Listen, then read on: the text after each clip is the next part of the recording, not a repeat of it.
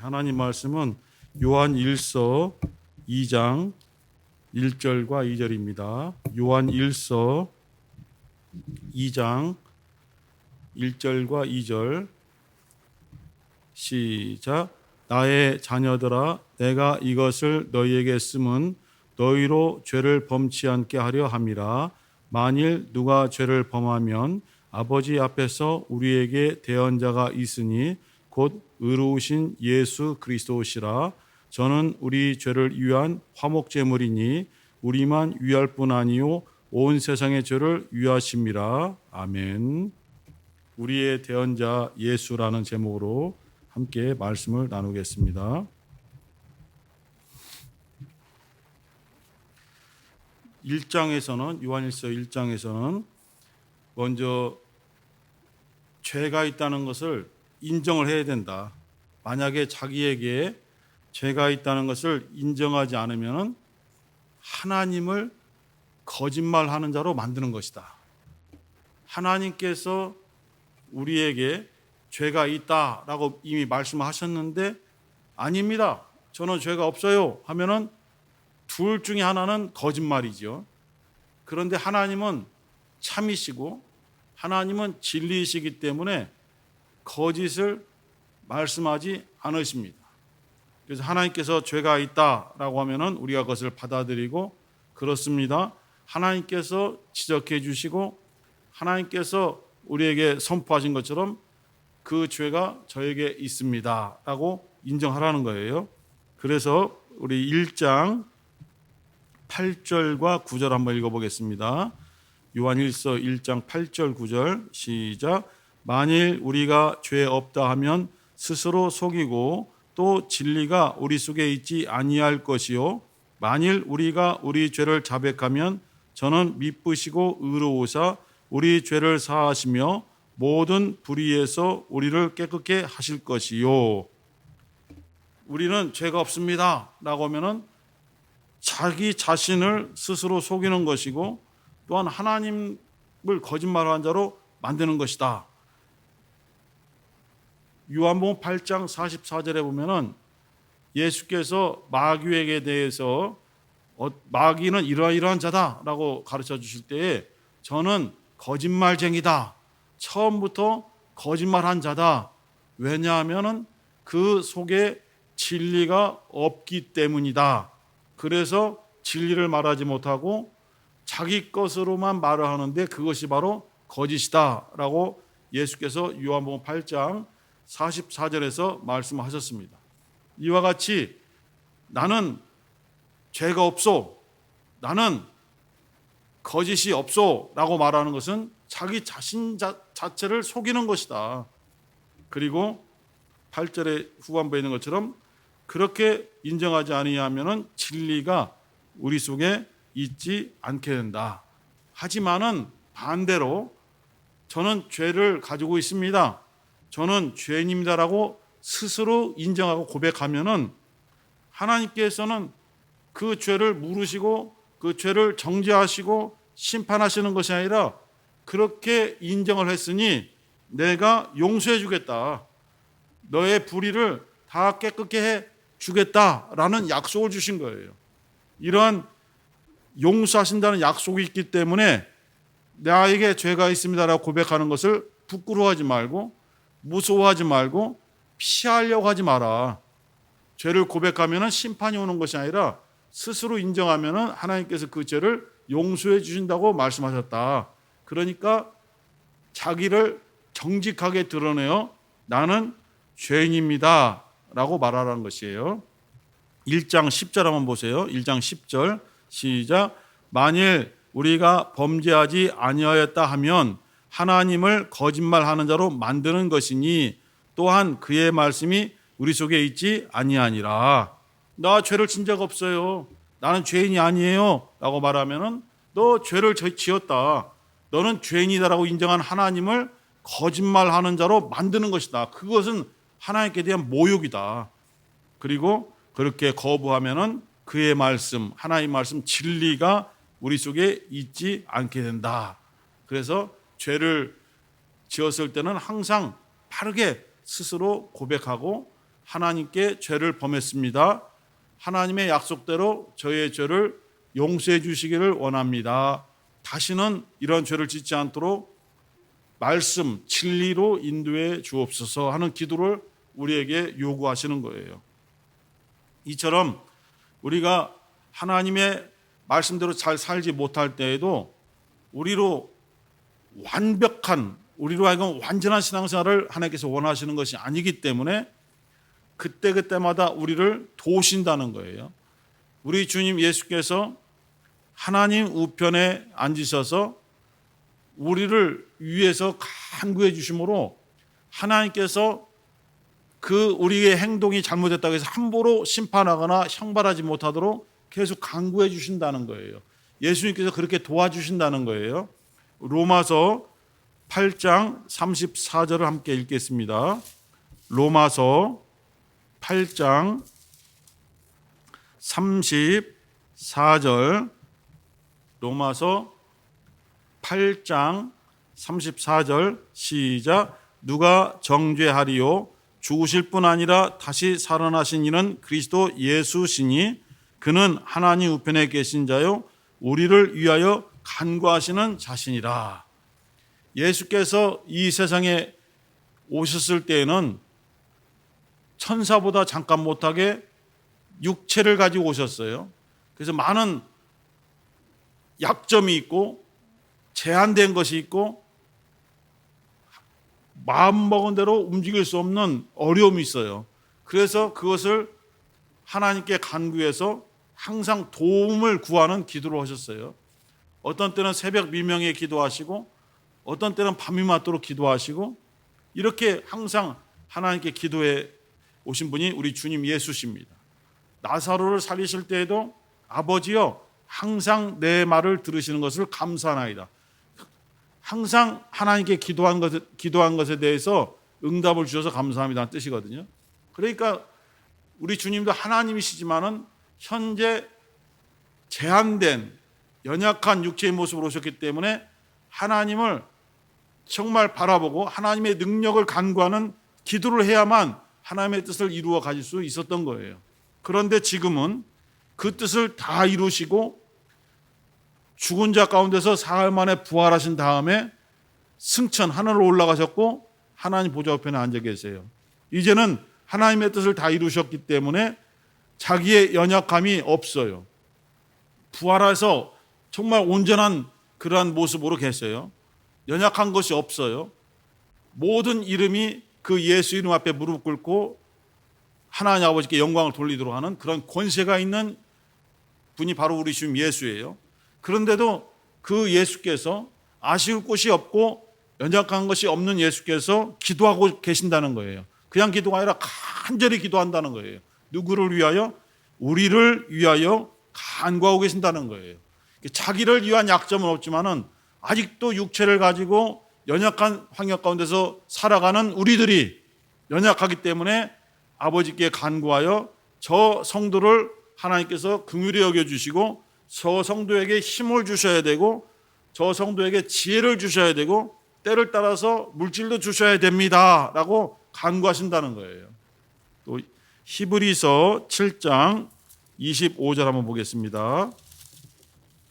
히브리서 7장 25절, 히브리 7장 25절 시작. 그러므로 자기를 힘입어 하나님께 나아가는 자들을 온전히 구원하실 수 있으니 이는 그가 항상 살아서 저희를 위하여 간구하심이니라.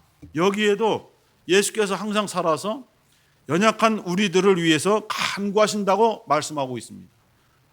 로마서는 바울이 썼고 히브리서는 어떤 사람은 바울이라고 하지만 사실은 바울이 아니라는 것이 더 강해요. 전혀 다른 사람이 썼는데도 똑같이 예수께서는 우리를 위하여 지금도 간구하신다 이렇게 말하고 있고 우리가 오늘 읽은 본문 요한일서 그 사도 요한이 말하는 것도 우리에겐 대언자가 있으니 하나님 우편에서 우리를 위하여 간구하시는 자가 계시다. 그분이 바로 예수 그리스도시다라고 말했어요. 이게 사도 요한도 사도 바울도 또 히브리서를 쓴 그 성경 기록한 사람도 똑같은 그러한 시각과 똑같은 체험을 가지고 이렇게 연약한 우리들을 위해서 그가 간구하고 계신다. 그것은 그가 우리와 똑같은 육체를 가지고 연약한 생활을 직접 하셨기 때문에 우리가 이렇게 할 수 없다는 것을 알고 계시다. 우리의 연약함을 알고 계시고 우리의 부족함을 알고 계시기 때문에 특별히 그것을 위해서 하나님께 도움을 구하며 간구하신다라고 성경은 말씀하고 있는 것입니다. 이렇게 우리가 죄를 지었을지라도 우리가 연약함이 있으니 하나님 아버지께서 용서해 주셔야 됩니다라고 간구하는 것처럼 그러한 간구의 자격을 가진 것이 뭐냐면은 바로 대제사장이라는 직분이죠. 이스라엘 백성들에게 있어서 대제사장은 백성들이 죄인이기 때문에 하나님께 직접 나아가서 기도하거나 하나님께 직접 제물을 드리거나 하나님께 직접 무엇을 말할 수 없는 것이 구약의 율법이에요. 그래서 그 백성들의 모든 간구, 모든 헌금, 모든 예배를 다 제사장들, 레위인들 그리고 특별히 대제사장이 그것을 대신 담당하여 하나님 앞에 중보 기도하는 그런 역할을 했던 것이 바로 대제사장이에요. 그런데 그 대제사장은 아론 지파, 아론의 직계 자손들만 할 수 있었는데 그들이 다른 이스라엘 백성들보다는 신령하고 거룩하고 성결된 자들이지만은 역시 아담의 후손이기 때문에 죄를 가지고 있다. 죄인의 신분에서 벗어날 수 없다. 그러므로 그도 온전하지 않다. 이렇게 성경은 말씀하고 있죠. 그리고 그가 드리는 제물도 황소, 염소, 그리고 양, 비둘기를 드리는데 그것이 온전치 않다라고 말하고 있어요. 우리 히브리서 10장 1절부터 4절까지 읽어보겠습니다.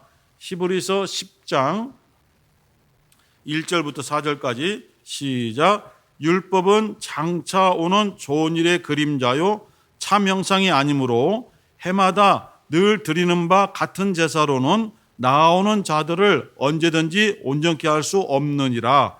그렇지 아니하면 섬기는 자들이 단번에 정결케 되어 다시 죄를 깨닫는 일이 없으리니 어찌 드리는 일을 그치지 아니하였으리요. 그러나 이 제사들은 해마다 죄를 생각하게 하는 것이 있나니 이는 황소와 염소의 피가 능히 죄를 없이 하지 못함이라.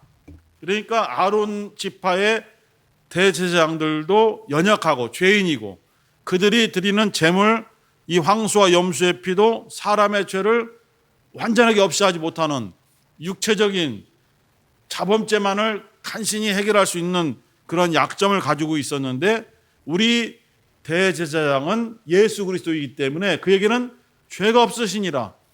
우리와 같이 연약함을 경험하셨지만 체휼하셨지만은 그에게는 죄가 없으시니라라고 히브리서 4장 15절에서 말씀을 하고 있습니다. 죄가 없는 분이 우리의 대제사장이니까 완벽해요. 또 그가 황소나 염소의 피로 하나님께 드렸느냐? 아니죠. 히브리서 9장 11절 12절 보겠습니다. 히브리서 9장 11절 12절 시작. 그리스도께서 장래 좋은 일의 대제사장으로 오사 손으로 짓지 아니한 곧 이 창조에 속하지 아니한 더 크고 온전한 장막으로 말미암아 염소와 송아지의 피로 아니하고 오직 자기 피로 영원한 속죄를 이루사 단번에 성소에 들어가셨느니라. 염소와 송아지의 피가 아니고 자기 피로 예수 그리스도의 피로 우리의 죄를 대신하는 속죄 제물을 드렸다는 거예요. 예수의 피는 완벽한 거예요. 예수의 피는 우리의 영의 죄 원죄 아담의 집 원죄까지라도 다 씻을 수 있는 그러한 능력이 있는 영원한 권세와 능력이 있는 그러한 피예요. 그래서 예수의 그 속죄는 영원한 속죄다. 그리고 단번에 한 번이 아니라 단번이라는 것은 두 번이 없다는 것이죠. 단번에 성도에 들어가셨느니라 라고 말씀하시는 거예요. 예수께서 이와 같은 온전한 대제사장으로 온전한 제물 자기 피로서 우리를 용서해 주신 거예요. 그래서 우리가 읽었던 요한일서 2장 2절에 보면은 예수는 우리의 화목제물이다라고 되어 있어요. 화목제물. 그 단어만 보면은 그냥 평범하고 즐겁고 행복한 단어로 보이는 거예요. 화목. 그러나 그 화목을 이루기 위해서, 곧 하나님과 죄인된 우리를 화해시키기 위해서는 예수께서 자기의 피를 드려야 되는 거예요. 곧 자신이 죽으셔야 되는 거예요. 엄청난 희생이 따르는 거죠. 예수의 자기 몸을 드리고 자기의 피를 하나님께 드려서 우리의 죄를 용서해 주셔야만 하나님과 우리가 화목한 관계가 되는 거예요. 그 화목 제물이 매우 어려운 것이죠. 아담이 죄를 지은 이후로부터 하나님과 화목하려고 많은 사람들이 몸부림을 쳤으나 다 실패하고 말았죠. 다른 민족들, 다른 종교들은 우상을 만들어서 이 우상을 통해서 우리가 응답받을 수 있고, 우상을 통해서 우리의 모든 죄와 불의한 것들을 사함받을 수 있다고 주장했지만 그 우상들은 살아있는 신도 아니고 그러한 권세도 자격도 없는 것들이죠. 그래서 결국 계속해서 하나님과 화목하고자 노력을 하고 짐승의 피로써 제사를 드렸지만 결국은 온전하지 못하기 때문에 예수께서 직접 육신으로 오셔서 자기 피를 하나님께 드림으로써 영원하고 온전한 100% 속죄의 제사를 드리게 된 것이죠. 이것이 예수께서 드린 온전한 화목 제물인 것입니다. 이 화목 제물 때문에 하나님께서도 예수님의 그 희생을 통해서 우리를 어여삐 여기시는 거예요. 예수께서 저 성도들을 도와주셔야 되고 저 성도들 연약하니까 하나님께서 힘을 주셔야 됩니다 할 때도 그냥 도와주는 것이 아니라 예수께서 우리를 위해서 피를 흘리시는 희생을 하셨기 때문에 하나님도 그 피의 대가로서 그들을 돕게 되는 거예요. 이와 같이 하나님은 우리를 바로 예수 그리스도의 피 때문에 우리를 긍휼히 보시고 용서해 주시고 늘 사랑을 베풀어 주시는 그런 하나님의 은혜를 우리가 받고 있는 것입니다. 예수 그리스도는 오늘도 우리의 대언자, 다른 말로 하면 보혜사라고 할 수 있어요. 보혜사는 위로자도 되고 우리가 할 수 없는 것들을 대신 대변하는 그러한 역할을 하게 되죠. 오늘날도 재판할 때 보면은 아무리 억울하고 말하고 싶은 것이 있어도 직접 판사에게 하지 못하고 변호사를 통해서 말을 하게 돼 있어요. 법으로 그렇게 돼 있어요. 변호사를 통하지 않으면은 법정에서 말할 자격이 없는 거예요. 그와 같이 하나님의 법정에서는 예수께서 우리의 변호사가 되셔서 우리의 모든 억울한 것들, 우리의 연약한 것들, 우리에게 필요한 것들을 변호사 자격으로서 하나님께, 재판장 대신 하나님께 간구해 주시는 거예요. 그러면 하나님은 변호사 대신 예수님의 말씀을 듣고 아, 저 사람이 저렇게 어려움이 있구나. 그러면은 내가 이렇게 용서해 주겠다. 내가 이러한 도움을 주겠다. 이러한 지혜를 주겠다라고 판결을 땅 내리시는 거예요. 그것이 바로 하늘 법조인 것이죠. 그래서 우리는 우리 자신을 볼 때는 아무런 자격도 없고 아무런 능력도 없고 정말 하나님께 나아갈 수 있는 담대함도 없지만은 예수의 피 때문에 담대히 나가는 것이죠. 히브리서 10장 19절 20절 히브리서 10장 19절 20절 시작. 그러므로 형제들아 우리가 예수의 피를 힘입어 성수에 들어갈 담력을 얻었나니 그 길은 우리를 위하여 휘장 가운데로 열어놓으신 새롭고 산 길이요 휘장은 곧 저의 육체니라. 우리가 하나님께 나아갈 수 없지만은 예수의 피 때문에 담력을 얻었다, 용기를 얻었다, 힘을 얻었다는 뜻입니다. 다른 말로 하면 예수의 피가 우리가 하나님께 나아갈 수 있는 보증이 되신 것이다. 그래서 우리가 항상 예수의 피를 의지하오니 우리를 용서하시고 우리를 깨끗하게 도와주옵소서. 예수의 피 찬양하는 것도 정말 예수의 피만이 우리 죄를 없애할 수 있고 원수 마귀도 물리칠 수 있는 능력이 예수의 피에 있는 것입니다. 이렇게 예수의 피가 하나님과 우리 사이에 막혀있던 성소를 열으신 것이죠. 그 성소는 성소에 막혀있는 휘장이 곧 저의 육체다. 예수의 육체가 찢어짐으로써 하나님께 나아가는 길이 열렸고 그 길이 바로 새롭고 산 길이며 우리는 예수의 피를 힘입어서 담대하게 그 길로 나아가게 되는 것입니다. 예수께서 요한복음 14장 6절에서 나는 길이요 진리요 생명이니 누구든지 나로 말미암지 아니하고는 아버지께로 올 자가 없느니라 라고 말씀하셨는데 그 길이 예수의 피로 열리신 거예요. 그냥 단순하게 예수님이 길을 열어놓으신 것이 아니라 자기가 희생하시고 자기의 목숨을 내놓으시고 자기의 피를 뿌려서 그 길을 열어놓으신 거예요. 그러므로 아버지께 나아가려면, 하늘 성소에 나아가려면 누구나 예수의 피를 믿어야 되고 예수의 피를 힘입어야 되고 그 피를 통해서 담력을 얻어서 하나님께 나아가게 되는 것입니다. 그러므로 예수의 피를 조금이라도 부정하거나 예수의 피는 능력이 없어 이렇게 말하는 사람들은 결단코 하나님 아버지께 나아갈 수가 없고 천국에 들어갈 수가 없는 것입니다. 우리 주님께서 오늘도 우리의 대언자가 되셔서 우리의 모든 연약함을 다 알고 계시기 때문에 아버지께 간구하시는 것이죠. 마지막 구절로 요한복음 14장 13절 보겠습니다. 요한복음 14장 13절과 14절 두 절을 읽겠습니다.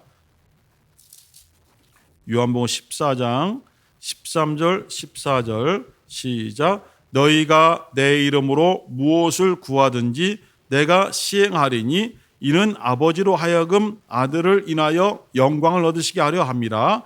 내 이름으로 무엇이든지 내게 구하면 내가 시행하리라. 예수께서는 자기의 이름을 우리에게 사용할 수 있도록 그 권세를 주셨어요. 너희들이 어떠한 문제든지 너희들이 할 수 없는 것들을 예수 이름을 의지하면서 기도하라. 그 예수 이름의 열쇠는 바로 아버지께서 내게 주신 이름이기 때문에 그 이름을 믿고 의지할 때는 하나님 아버지께서 그 기도를 들으실 수밖에 없다. 그리고 너희들이 내 이름, 예수 이름을 사용한다면 내가 그 예수 이름의 명예를 걸고 예수 이름의 권세를 걸고 내가 직접 시행하겠다. 내가 직접 응답을 주겠다. 어떻게? 아버지께 간구해서 아버지의 마음을 움직여서라도 너희들에게 필요한 그 기도의 내용을 응답으로 내가 주겠다. 이런 약속을 주신 거예요.